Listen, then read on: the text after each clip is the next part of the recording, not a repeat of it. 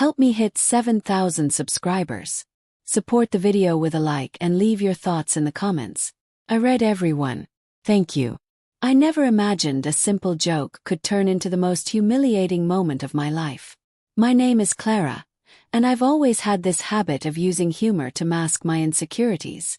I was at my best friend Hannah's engagement party, surrounded by laughter, music, and the kind of joy that makes you forget the weight of everyday life. I was wearing my favorite navy dress, the one that hugs just enough, and my new heels that I was still learning to walk in without wobbling. Everything seemed perfect, until that perfect moment arrived. I was chatting with some of the guests, our mutual friends, co-workers, and a few family members I didn't know very well, when I noticed Leo, my husband of 3 years, leaning against the wall, arms crossed, his usually soft brown eyes unreadable. He had that calm, almost detached energy about him, the kind that usually makes you feel grounded. I had no idea it would make me feel completely exposed in a few minutes.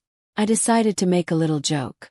I tilted my head, smiled, and in that playful tone I'd used so many times before with my girlfriends, I said, loud enough for a few people around us to hear, "Honestly, I think I need a new husband.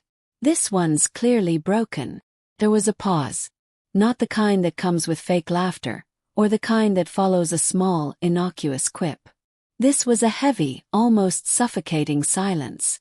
I looked around at the small group of people who had gathered nearby, and their faces were a mixture of shock and discomfort. My heart started to thump faster, a pit forming in my stomach. My joke had been intended to tease, to lighten the moment, but the atmosphere shifted immediately, and I didn't understand why. Then I looked at Leo. He hadn't flinched. He hadn't cracked a smile. His jaw was tight, and his deep brown eyes, usually so warm, were icy, unreadable, and devastatingly still. He took a slow breath, and when he finally spoke, his words cut through the chatter like a sharp knife. "Clara," he said, voice even, calm, controlled. "I am exactly the husband you married. And if you can't respect that, maybe you need to take a long, hard look at yourself." The room went silent. I swear, even the music in the background seemed to fade. A couple of people shifted uncomfortably on the couch, and I could feel every eye turned toward us, as if the joke I'd tried to make had suddenly become a confession.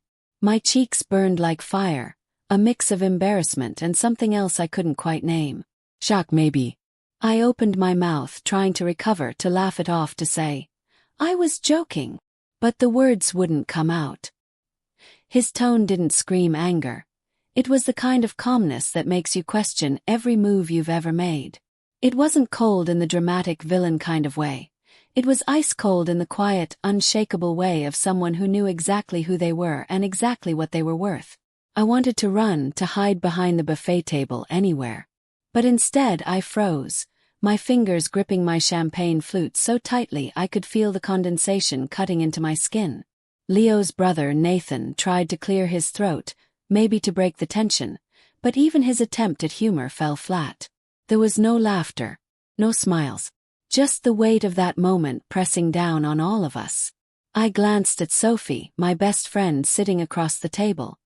Her eyes were wide, her hand flying to cover her mouth as if she'd just seen something break. Even she didn't know what to do. My mind raced.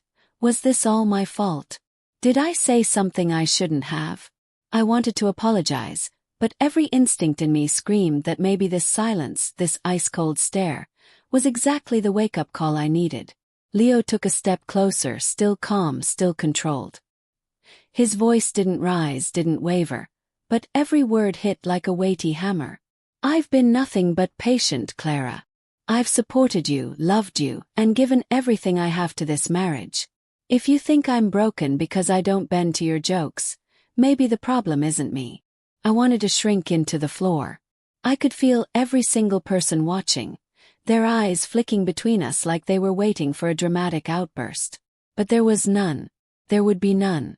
This wasn't a movie scene with fireworks or dramatic yelling. This was real. And in that silence, in that quiet, unbearable, heart-pounding silence, I realized something. I had underestimated him. I swallowed hard, feeling the lump in my throat grow larger with every heartbeat. I tried to speak, tried to laugh it off, but Leo's presence, the quiet, unwavering force of it, made me feel small, exposed, and almost painfully aware of every word I'd ever carelessly thrown around. I could feel my mind replaying every tiny misstep from the evening. The way I had teased too loudly at the engagement speech, the way I had leaned on him playfully only to have him stay still like a statue, the way I had expected laughter from others to mask my own insecurity. But the silence had stripped all that away. I was left with the raw truth of his words. He valued himself, his marriage, and he expected the same from me. "I don't know what you were trying to do," I whispered finally, barely audible to anyone. "But it wasn't funny." He gave me a slow, measured look, as if weighing my sincerity. "It wasn't about humor, Clara," he said. "It was about respect. And respect isn't negotiable. Not here. Not anywhere. Not with me." I wanted to argue, to deflect, to say it was all a joke, that everyone knew it was a joke. But deep down, I knew it wasn't just a joke anymore. It had been a habit, a defense mechanism I had used to cover up my doubts about us, about him, about myself. And in that moment, the joke felt hollow, meaningless, and dangerously revealing. The guests shifted awkwardly, some trying to laugh softly, some avoiding eye contact altogether. Hannah, oblivious to the emotional storm brewing, smiled nervously at the situation, probably thinking she should interject, but she didn't. Nobody did. Everyone seemed to instinctively know that this was a turning point, a real, raw confrontation in a room full of polished facades. I finally met his gaze directly, trying to search for even a hint of warmth, some sign that he would soften, forgive, or pretend nothing had happened. But there was nothing. Just honesty, stark and unwavering. And I realized, with a sinking feeling, that it was a kind of clarity I had never experienced before. "Leo," I started, my voice barely above a whisper. I couldn't finish. The words felt empty, inadequate, like trying to fill an ocean with a teaspoon. He stepped back slightly, giving me the space I hadn't realized I needed. "Clara, you have two choices," he said gently but firmly. "You can continue hiding behind jokes, expecting the world, and me, to forgive every slight and slip. Or you can be honest with yourself. Be honest with me. Because I'm done pretending. I'm done tolerating disrespect, even if it comes disguised as humor." A heavy silence filled the room again, thicker this time. I felt my heart racing, my palms clammy. I could hear the faint clink of cutlery from the buffet table, the quiet murmur of distant laughter from other corners of the party, but it all felt distant, like it belonged to another world. My focus was solely on him, solely on the reality of what he had just laid bare. It was brutal, cold, and yet, in its own way, it was liberating. I felt as if a weight I hadn't realized I was carrying had lifted slightly. I had always relied on my humor to shield myself, to deflect, to mask my vulnerability, but here it was stripped away, exposed for what it really was. And for the first time I truly understood the depth of his patience, his unwavering commitment, and his quiet strength. I took a deep breath, feeling tears prick at the corners of my eyes, but I didn't let them fall. I straightened my spine, facing him fully now, no jokes, no deflection. "You're right," I admitted softly. "I wasn't thinking. I wasn't respectful. And I see that now." He nodded slowly, the tension in his shoulders easing just a fraction. "Good," he said. "That's all I needed to hear. Honesty. Acknowledgement. Change starts there." The room slowly began to exhale as well. Conversations timidly resumed, laughter trickled back, and the music regained its presence. But for me, for us, nothing would ever feel the same again. That night, I realized that respect wasn't something you could fake with jokes or charm. It was earned, maintained, and fiercely protected. And Leo, in that moment, had shown me what that truly looked like.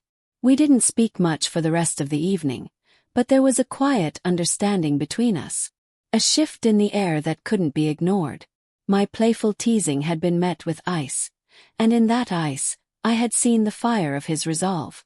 And for the first time, I understood that true strength wasn't loud. It wasn't dramatic. It didn't demand attention.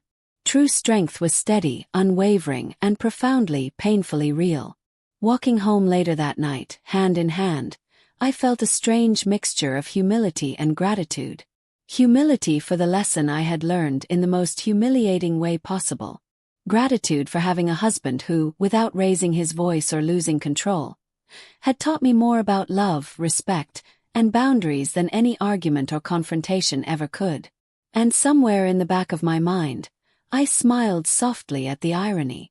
My joke had failed spectacularly, but in failing, it had revealed a truth far deeper and far more valuable than I could have ever anticipated.